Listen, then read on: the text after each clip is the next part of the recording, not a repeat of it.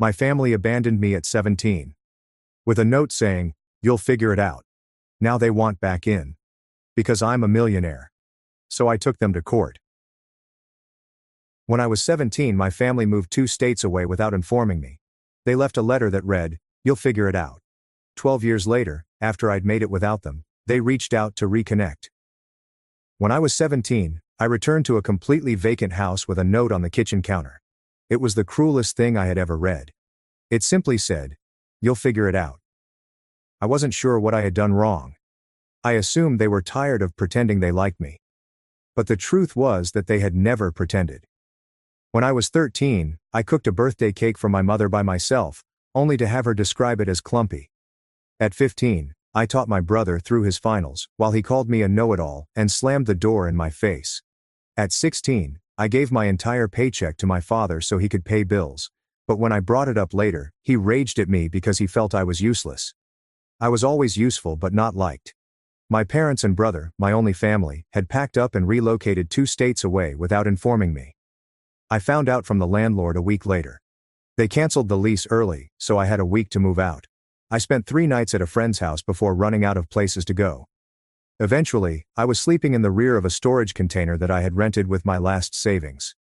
I snuck into the YMCA and showered, ate peanut butter with a spoon for breakfast, lunch and dinner, used free library computers to apply for employment, and pretended everything was fine. Eventually, I was recruited as a diner server for the night shift. The manager was stern but fair, and he paid me cash beneath the table until I could obtain an ID. She let me take a nap in the break room once when I was practically exhausted.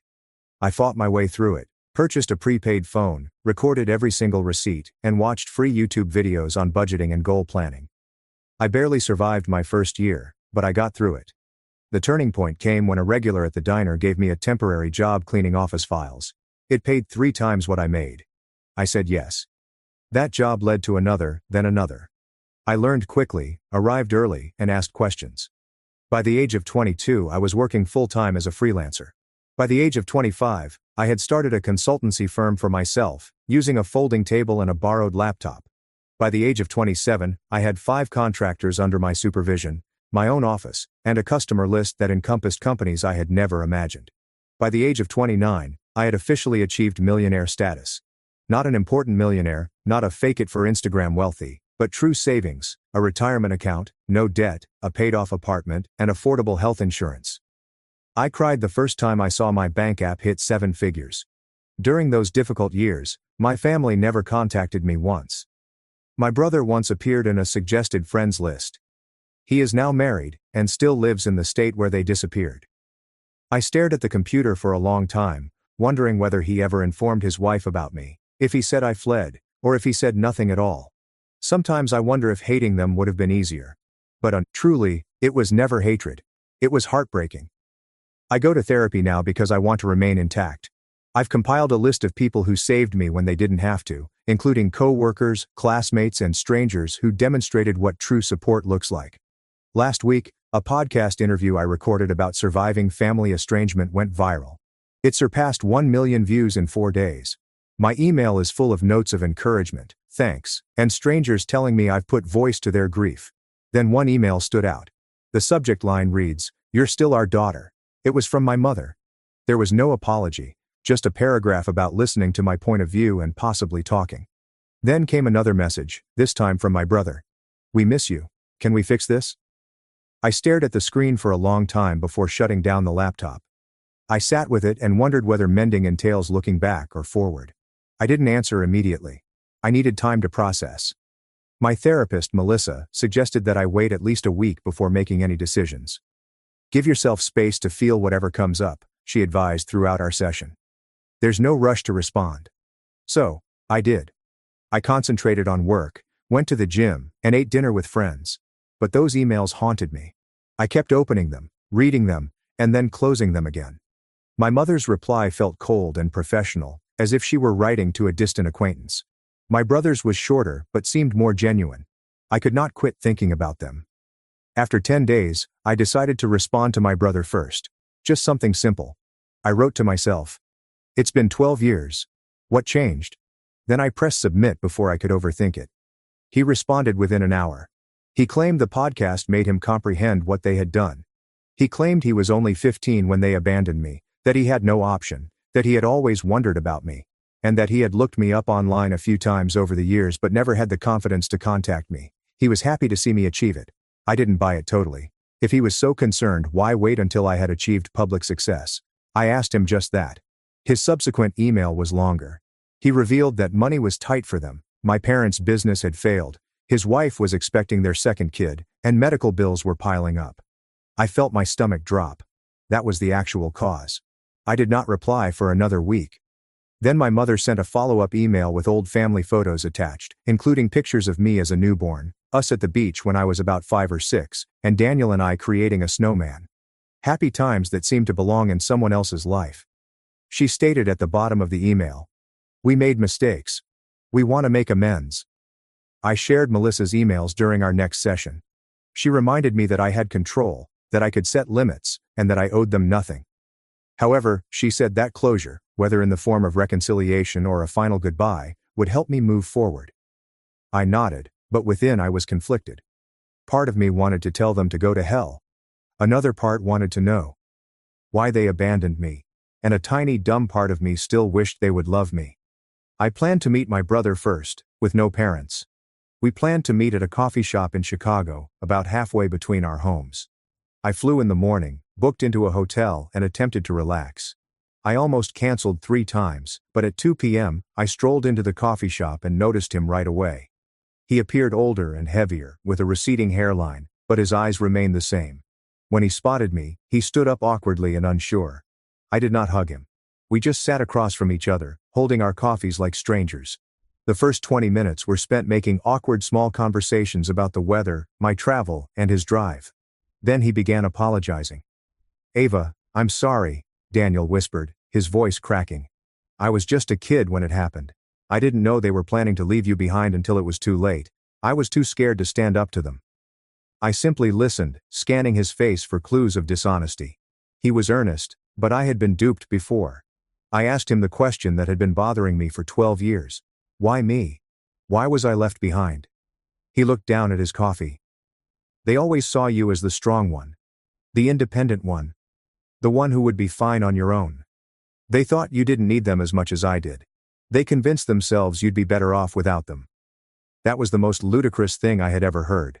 I told him about the storage unit. Weeks of eating peanut butter, showering at the YMCA, and working night shifts at the age of 17. His face crumbled. "I didn't know," he muttered. "They told me you had a plan. That you wanted to stay behind. That you were going to live with a friend's family. That you'd chosen to separate from us." All falsehoods. By the end of our meeting, I didn't know what to think. He appeared truly sorry. He showed me images of his wife and children, explained his position as an accountant, and inquired about my business. He did not outright beg for money, which shocked me. He hugged me as we separated.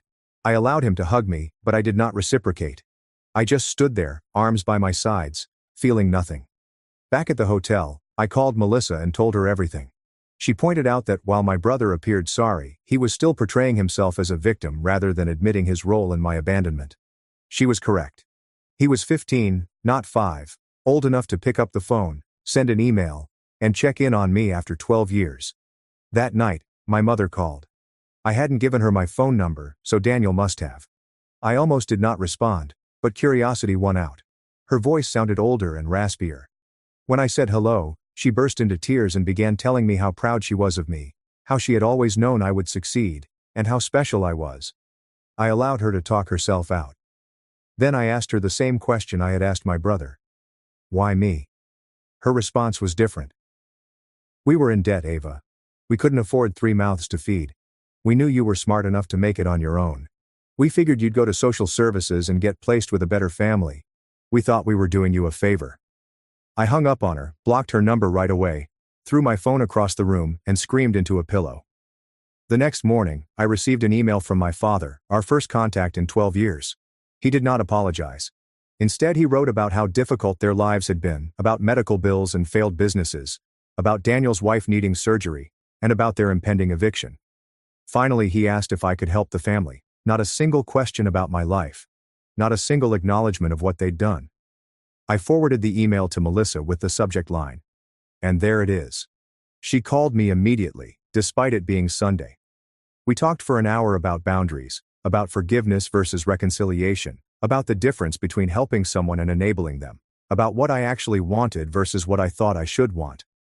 By Monday morning, I had made my decision. I emailed my brother, told him I was glad we'd met, that I understood he was in a difficult position when we were younger, that I was willing to have a relationship with him and his family but with clear boundaries. No money, no loans, no financial support of any kind, and no relationship with our parents until they took full responsibility for their actions. His response was immediate and telling. "I'm really disappointed, Ava," he wrote. "Our parents really need help. Families should support each other. You're being selfish with your success." All the guilt buttons they'd installed in me as a child pushed at once. I didn't respond. Instead, I booked an appointment with Melissa and a vacation to Bali. I needed space to process everything. 3 days later, Daniel called. Left a voicemail apologizing for his email.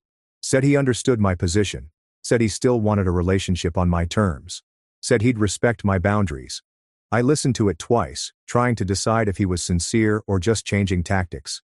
I decided to give him one more chance, but with my guard up. I went to Bali anyway. Spent 2 weeks on the beach, hiking through rice fields and meditating. I needed the distance. When I got back, I had 6 more emails from my dad, each more desperate than the last. I didn't read past the subject lines. I also had a text from Daniel, asking if we could talk again. I agreed to a phone call, nothing more. The call started okay. He apologized again for pushing. "I've been thinking a lot about what you told me," he said. "I'm in therapy now too." I believed that part. He sounded different and less defensive. We talked about his kids, about my business, normal stuff. Then he mentioned that our parents were coming to visit him next weekend, asked if I would consider meeting them just for an hour, in a public place. I felt my chest tighten. "I'm not ready for that, Daniel." He pushed a little, but backed off when I got quiet. After we hung up, I called Melissa. We had an emergency session that night. She helped me realize I was afraid of seeing them, not because I hated them, but because I still craved their approval. Still wanted them to love me. Still wanted to be enough. It was pathetic, but it was true. I cried. For an hour in her office. The next day, Daniel texted again. Said our mom was crying all night after he told her I wouldn't meet them. Said our dad was talking about driving to my city anyway. I felt panicky. Blocked Daniel's number immediately. Then I called my assistant and told her I was working from home for the week, ordered groceries for delivery and basically hid in my apartment like a scared kid. On Wednesday, the doorman called up. Said there was a couple asking for me, wouldn't give their names. I knew instantly. Told him I wasn't accepting visitors. 5 minutes later, my phone rang from an unknown number. I let it go to voicemail. It was my dad.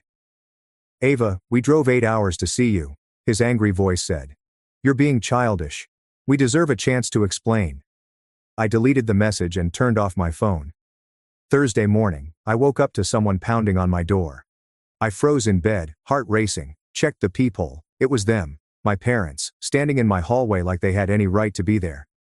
"Ava, please," my mom's voice came through the door. "We just want to talk to you." "We know you're in there," my dad added. "We love you. We're sorry." I didn't open the door. I sat on the floor with my back against the wall, shaking. Eventually, they left. I called building security immediately, told them not to let those people up again. The guard sounded concerned and asked if I needed police. I said, "No. Just don't let them up." Then I called Melissa. She came over on her lunch break, brought me a sandwich, and sat with me while I cried. Told me I had every right to set boundaries, that I didn't owe them a meeting, that what they were doing was harassment, not reconciliation. After she left, I got an email from Daniel. He was furious. Said I'd humiliated our parents. Said they were staying in a cheap motel they couldn't afford because they were so desperate to see me. Said his wife needed surgery next month and they were hoping I could help. Said I was being cruel. I didn't respond. Friday morning, I decided I needed to leave town for a while. Booked a flight to visit my friend Rachel in Portland. She'd been one of the people who helped me when I was homeless and let me crash on her couch for a week when I had nowhere else to go. I trusted her completely. I was throwing clothes in a suitcase when my phone rang an unknown number again. I ignored it. 10 minutes later, my doorman called. Said there was a woman downstairs having what looked like a medical issue. Said she was asking for me by name. claimed to be my mother. I felt sick.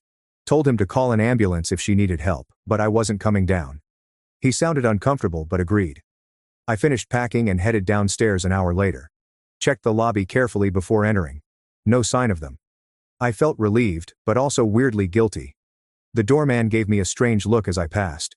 Told me the ambulance had come. That the woman had been having chest pains. That she'd been taken to Memorial Hospital. I nodded and hurried out to my waiting Uber. At the airport, I got another call from Daniel. I almost didn't answer, but something made me pick up. "Mom had a heart attack," he was crying. "She's in surgery. This is your fault for stressing her out." I hung up on him, called Melissa instead. She answered immediately. I told her what happened. Asked if I was a terrible person. "Ava, listen to me," she said firmly. "You are not responsible for your mother's health. This feels like another manipulation tactic. Get on your plane and take care of yourself." I did. Spent the weekend with Rachel. Told her everything. She remembered when my family abandoned me. Remembered how broken I'd been. She was furious on my behalf. "They don't deserve a minute of your time," she said, pouring me another glass of wine. "Not after what they did to you." It felt good to have someone so firmly in my corner. Sunday night, I got an email from my dad. My mom was stable, had a stent put in, would be released Tuesday. The email ended with, "She's asking for you. Don't you think you've punished us enough?" I showed Rachel. She rolled her eyes so hard I thought they might get stuck. Told me this was textbook guilt tripping. I knew she was right. But part of me still felt responsible. I flew home Monday. Found flowers outside my apartment door. The card said, "Please call us. We're staying at the Holiday Inn until Wednesday." No apology, no acknowledgement of boundaries. Just another demand. I threw the flowers in the trash chute. Tuesday morning, I got a text from an unknown number. It was a photo of my mom in a hospital bed looking pale and small. The message said, "She might not have much time left. Do you really want to live with this regret?" I blocked the number. Called Melissa. She suggested I take a social media break, change my number, maybe even stay with a friend for a while. I agreed. Called my assistant and told her I'd be working remotely for 2 weeks. Packed another bag. Before I could leave, my doorman called again. Said there was a young woman downstairs asking for me. Said she had a small child with her. Said she claimed to be my sister-in-law. I felt cornered. These people wouldn't stop. I told the doorman to send her up. Decided to face this head on. The woman who knocked on my door looked exhausted. Had dark circles under her eyes.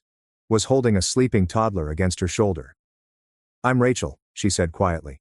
"Daniel's wife. I came alone because I wanted to talk to you without family drama." I let her in reluctantly. Offer her water. She accepted gratefully. Rachel put her sleeping daughter on my couch, tucking a blanket around her. Then she sat at my kitchen table and started talking. "I only learned about you 3 years ago," she admitted.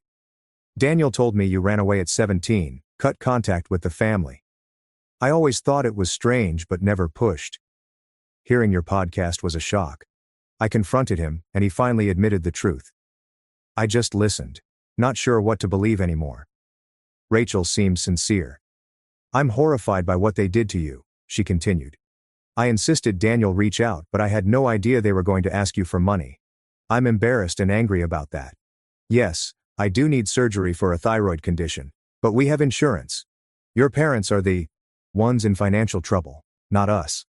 I asked her why she'd come. She looked me straight in the eyes. "You deserve to know the whole truth," she said. "Your parents have been telling everyone you abandoned the family, that you were mentally unstable, that you stole money from them before disappearing, that they spent years looking for you, all lies to cover what they'd done." I felt like I'd been punched. "How do you know this is true?" She pulled out her phone, showed me Facebook posts from years back. My mom asking for prayers to find her troubled daughter. My dad claiming I'd taken their savings before running away. Posts about hiring private investigators, about checking homeless shelters, all carefully crafted to make them look like victims, all dated years after they'd abandoned me. Rachel apologized for being part of it, even unknowingly. Said she'd confronted my parents too. That they'd admitted everything to her when she threatened to tell the whole family the truth. That they were desperate now because their lies were unraveling. That my podcast had people asking questions they couldn't answer. Her daughter woke up to a cute little girl with curly hair. "This is Lily. Rachel said softly. She's 3. I have another daughter on the way. I want my children to know their aunt, but only if you want that too.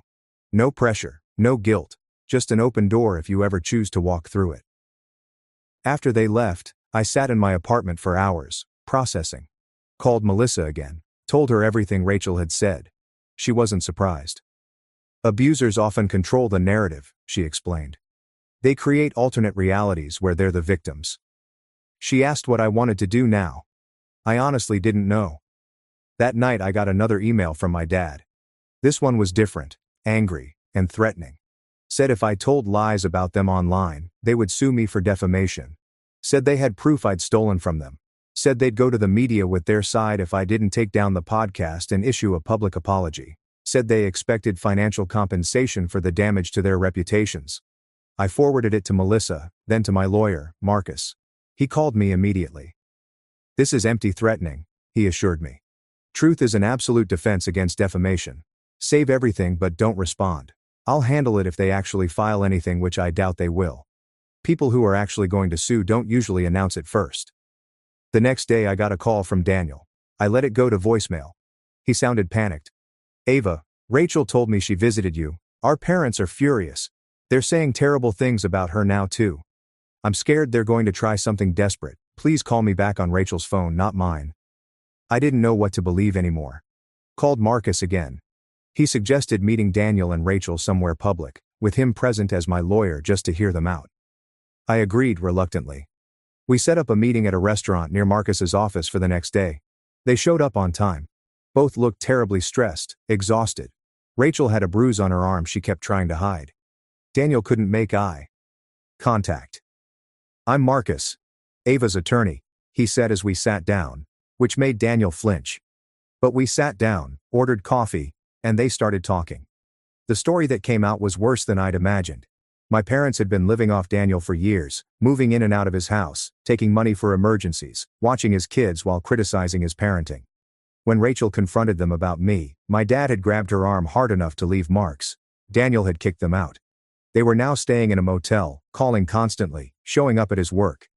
I listened without interrupting, watched my brother break down as he described how our parents had controlled him his entire life. How they'd convinced him I abandoned them. How he'd been too scared to question their version of events. How he'd been trapped in their web of manipulation and lies for 12 years. How he was terrified they would hurt Rachel or the kids. Marcus asked careful questions about financial entanglements, about house titles and bank accounts, about whether my parents had keys to their house. Daniel answered everything. Said they'd co-signed his mortgage. Said his dad was still on his bank account from when he was in college. Said they had spare keys.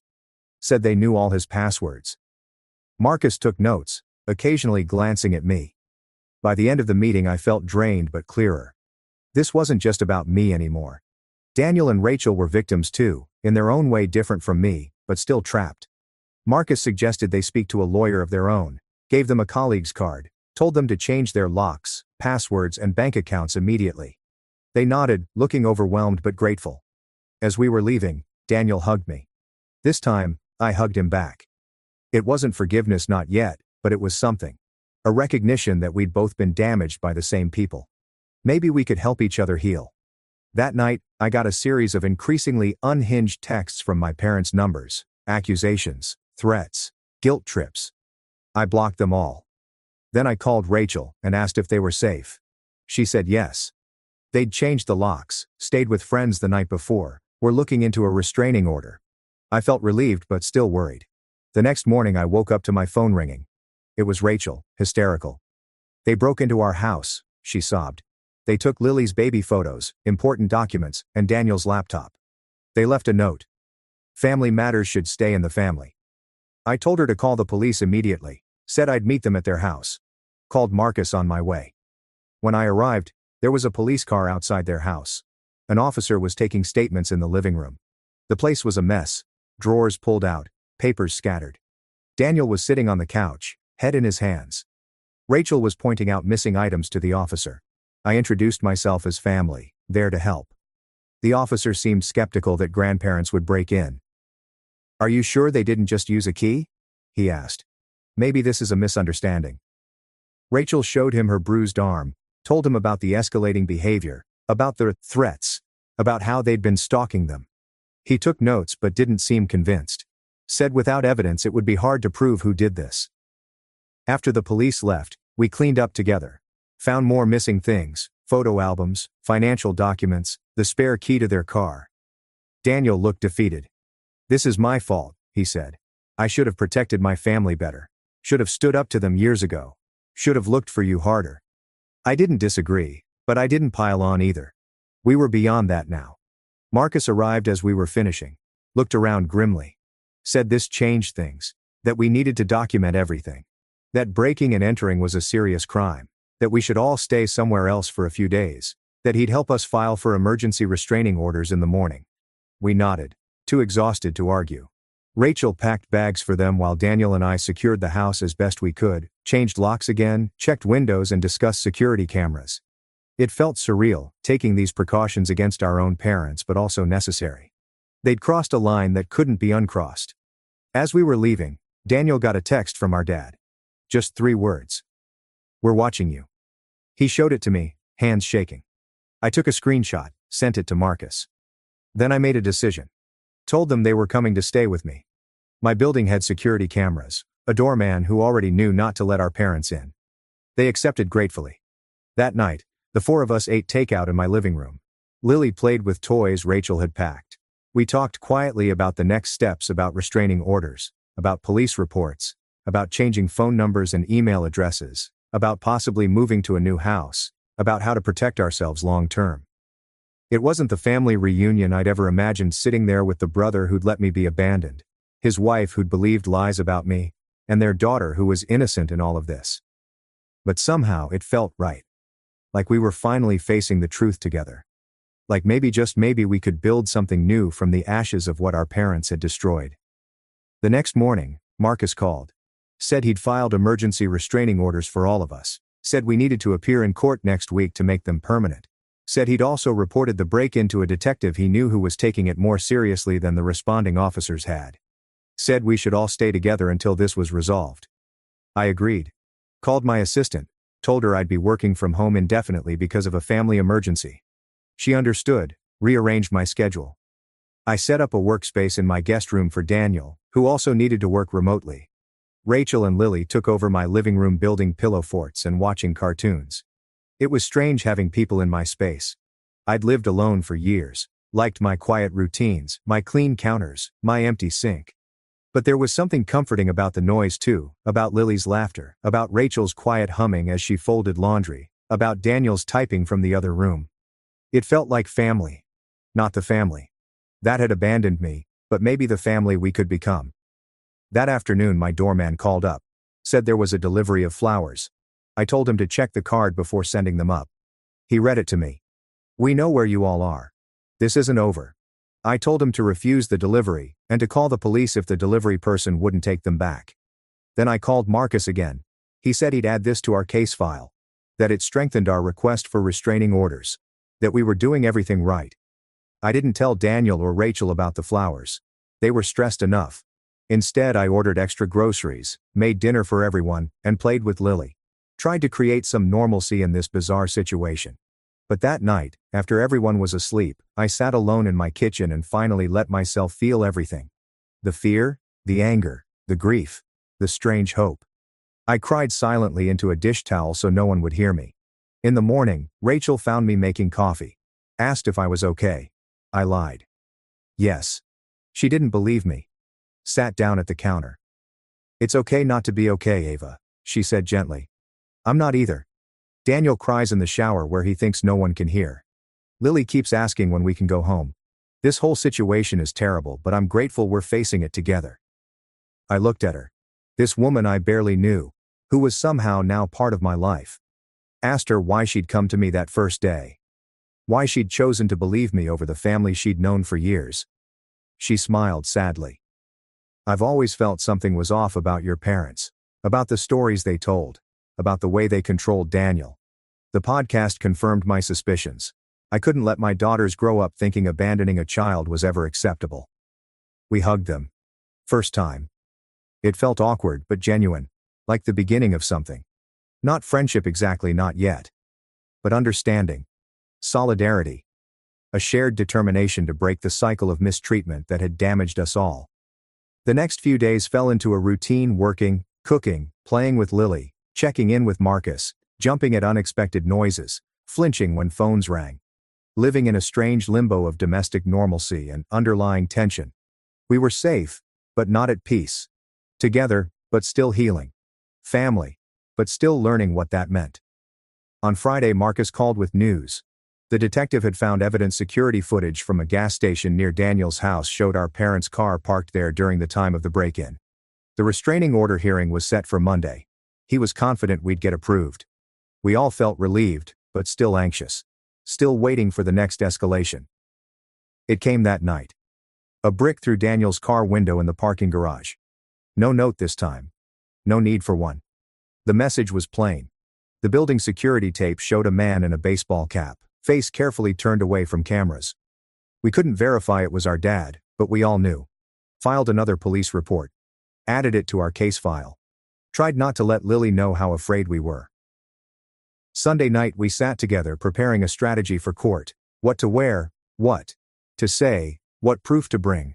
How to describe our family history without seeming crazy. How to make the judge realize the pattern of escalation. How to protect ourselves legally and physically.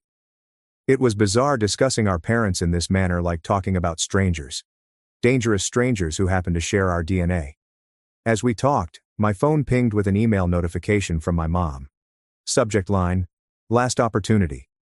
I almost erased it unread. But something made me open it. It was short. Just one line.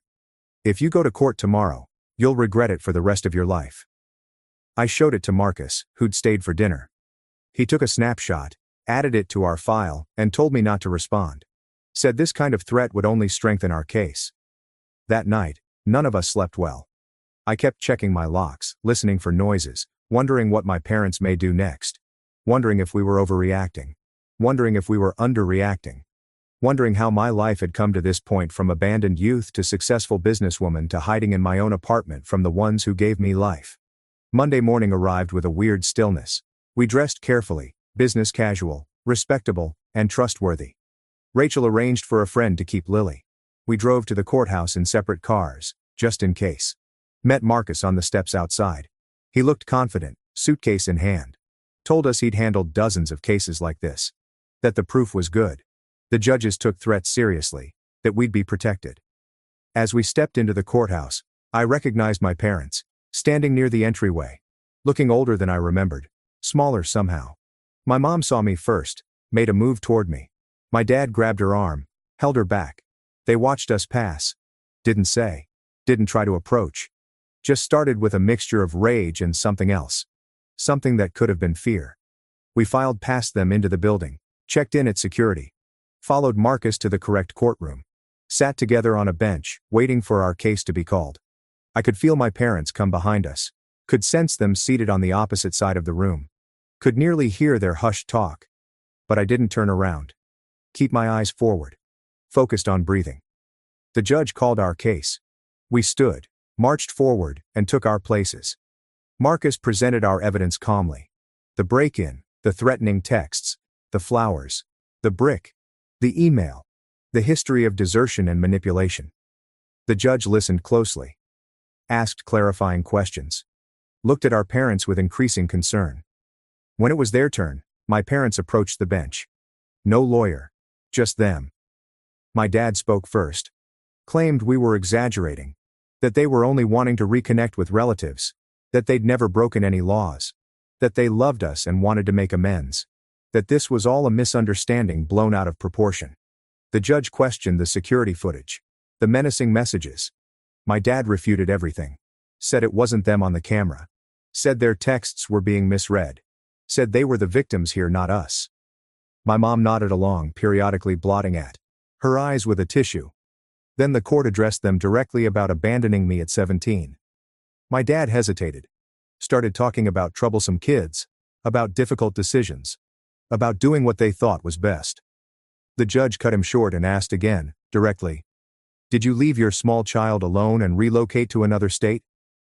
My father looked down and mumbled something about financial trouble. The judge's expression darkened. After hearing from both sides, the judge approved our restraining orders. 3 years. No contact. Please avoid approaching our homes or offices. No messages from third parties. Any infraction would lead to immediate arrest. My parents appeared astonished, as if they couldn't comprehend what was occurring and had never faced consequences before. My mother called my name once, softly, as we exited the courtroom. I kept walking and didn't look back. I felt a weight lift with each step. Not healed. Not yet.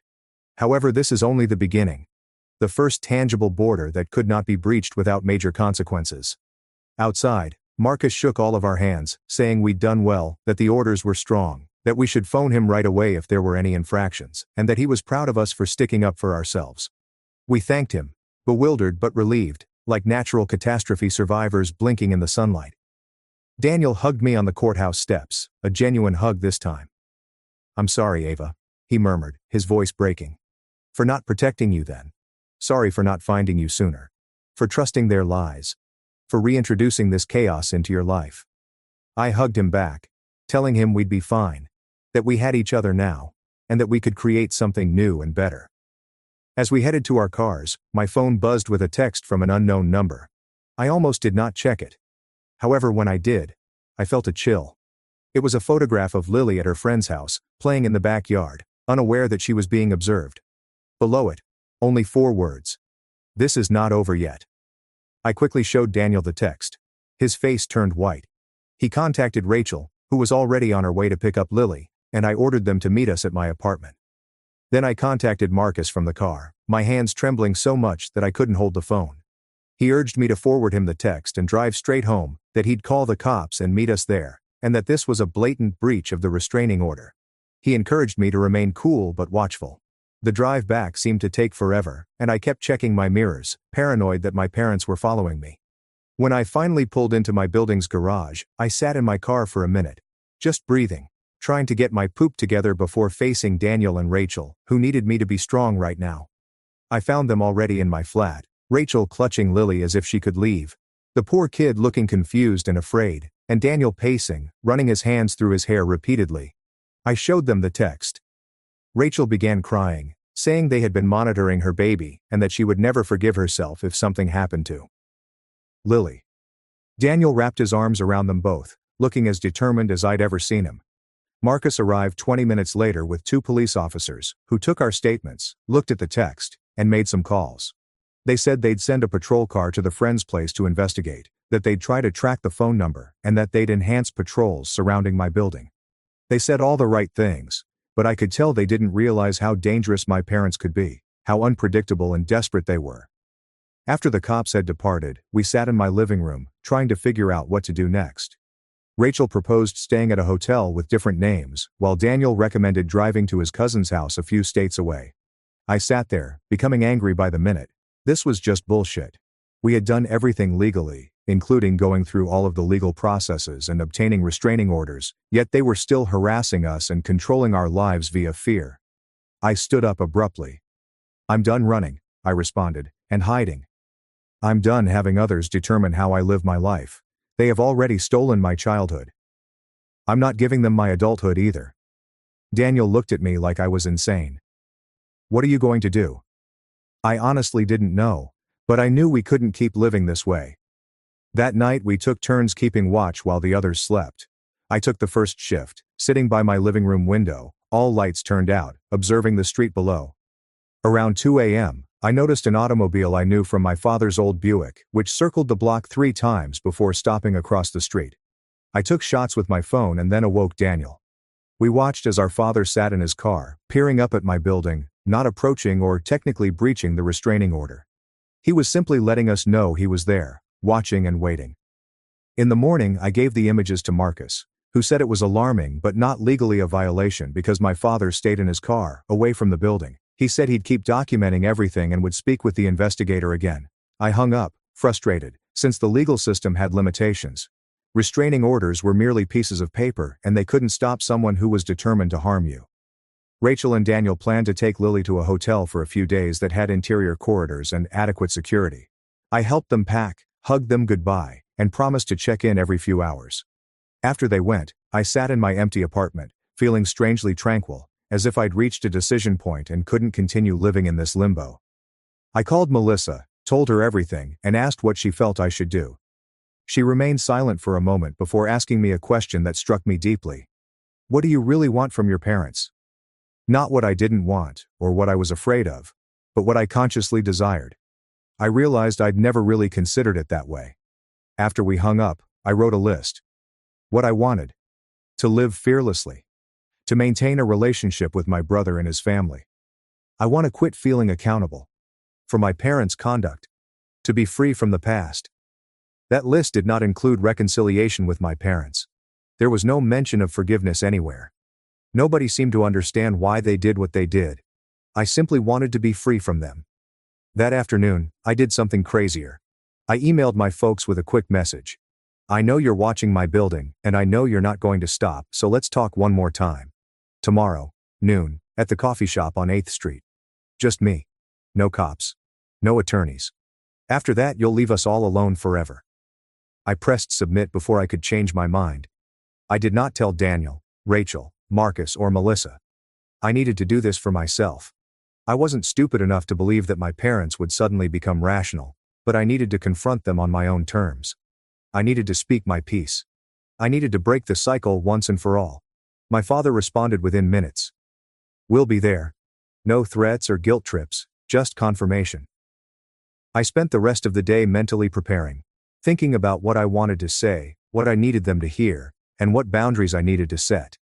That night, I slept unusually soundly, as if making a decision had relieved some of my stress. The next morning, I dressed properly, not to impress them, but to feel powerful and confident. I took an Uber to the coffee shop, arriving 15 minutes early, and chose a table in the rear corner where I could see the door, but was not immediately visible from the outside. I ordered a coffee I didn't really desire and sat there waiting, remarkably calm. They came at midday, looking older and exhausted than they did in court. My mother recognized me first and nudged my father.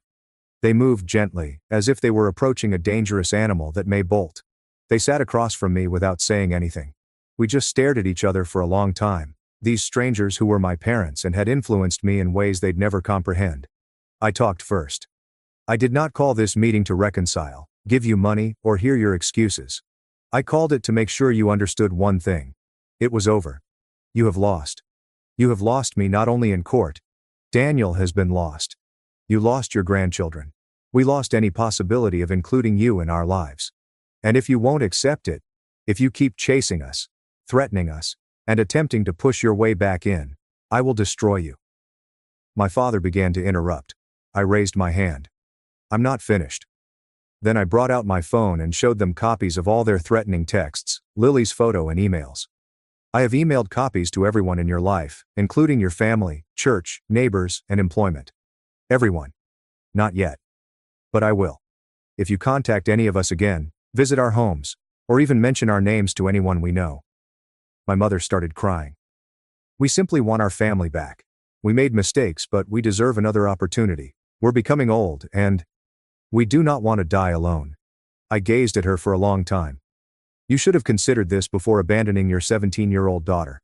Before lying to everyone about what you did. Before breaking into Daniel's home. Before you threaten your own grandchildren. That enraged my father. You are ungrateful. You have always been challenging. You have turned your brother against us. You owe us because we raised you. I just laughed, right in his face. Do you honestly believe you are entitled to gratitude? For doing the bare minimum as a parent? For 17 years before ditching me entirely? Do you believe I should be thanking you for your excellent parenting? He sat there, red-faced and mute, with no response to that question. My mother was still crying, but I felt nothing. No remorse, no pity. Just a cold realization that these people would never change, never accept responsibility, and never be the parents I deserved. I stood to leave. Here's your final warning. The next time you breach the restraining order, I won't simply phone the cops. I'll make sure everyone you know knows who you truly are. If you force my hand, I have the resources to make your life quite difficult. I do not want to do that, but I shall. I want to safeguard my family, my real family. Daniel, Rachel, Lily. The people I choose. As I went away, my mother yelled after me. Do you truly dislike us so much? I came to a stop and turned back. I do not detest you, I don't feel anything for you. You are suddenly strangers to me. And that is your loss, not mine. I left that coffee shop feeling lighter than I have in years. I called Daniel from the sidewalk and told him everything. He was outraged at first that I'd met them alone, then worried that they'd retaliate, but ultimately glad that someone had finally stood up to them directly. He said he wished he'd had the confidence to do so years ago. I returned to my flat, grabbed a suitcase, and decided to stay with Daniel and his family at their hotel for a few days to ensure their safety. When I arrived, Lily ran to hug me. "Auntie Ava!" She called for the first time, and I almost cried. Rachel hugged me as well, saying she was proud of me and wishing I might finally find peace. Daniel simply squeezed my shoulder, no words needed. We spent the next few days in a strange limbo, waiting for my parents to make their next move, constantly checking our phones and jumping at unexpected noises. But nothing happened. No calls, texts, emails, or sightings of their car. Only stillness. After a week, Daniel and Rachel decided to return home, change all of their locks, install security cameras, prepare to sell their property, and begin looking for a residence closer to my city. I returned to my apartment, went back to work, and resumed my normal life. 2 weeks passed, followed by a month. Nothing from my folks. Marcus checked in on a frequent basis, stating that the detective had confirmed their return to their home state, that the restraining orders were still in effect, and that we should remain alert while moving forward with our lives. Slowly, we did. Daniel acquired a new job in my city, Rachel enrolled Lily in preschool, and they purchased a home 20 minutes from my apartment. Every Sunday, we had supper together and began to create new traditions, memories, and a new type of family based on choice rather than obligation. I kept expecting to feel something about my parents' grief, perhaps remorse or rage, but overall, I felt relieved, as if I'd finally let go of a huge burden I'd been carrying since I was 17, and that I could now focus on the future rather than the past. 6 months after the coffee shop confrontation, I received a letter which was forwarded through Marcus, keeping my address confidential. From my mother. I almost threw it away unread. But curiosity won out. It was brief, only a few paragraphs long. There were no excuses or requests this time. Just an admittance that they had badly harmed me, that they had failed as parents, that they understood why I wanted nothing to do with them, that they were seeking counseling, and that they would follow the restraining orders. They hoped that someday I might be willing to hear a proper apology, but understood if that day never happened. I showed it to Daniel, and he received an identical letter. We spoke about it over dinner that night. Whether it was genuine, whether it altered anything, and whether we could ever trust them again. We didn't draw any conclusions. We simply vowed to take things one day at a time, to prioritize our healing, and to safeguard the family we were creating. I keep the letter in a desk drawer. Not because I am prepared to forgive. Not because I want to reconcile. But because it represents something significant. My parents finally accepted my right to create boundaries, to choose who I allow into my life, and to define family on my own terms. Last week, Lily celebrated her 4th birthday. Daniel and Rachel encouraged me to help plan it, and we had it at my place, with balloons everywhere, a cake purchased from a fancy bakery, and presents stacked on the coffee table. Lily goes around in a princess gown, smiling. Rachel is snapping pictures. Daniel is barbecuing on my balcony. Friends came by during the day, so much noise, so much joy. At one point, I moved into the kitchen for a moment alone, just looking through the doorway as Daniel swung Lily around in circles, Rachel laughing at something a friend said, and my apartment, which had previously been empty and quiet, filled with life and love. I recalled the message on my kitchen counter 12 years ago. You'll figure it out. And I did. Not the way they intended. But I had figured out what family should be, what love should be, and what I had always deserved. I am not suggesting that everything is perfect now. I still have trust difficulties, go to therapy every week, have occasional nightmares about being abandoned, and flinch when my doorbell sounds unexpectedly. But I, and we all, are mending. Creating something new from the broken bits of our history. Something stronger, something picked, something real. People sometimes question if I'll ever reconcile with my parents, if I'll ever allow them to see Lily, and if I'll ever forgive them for what they did. I don't have answers to such questions yet, perhaps someday, maybe never. But I know this. I am no longer defined by what they did to me. I am characterized by what I built afterward. By the person I decided to become. By the family I choose to make.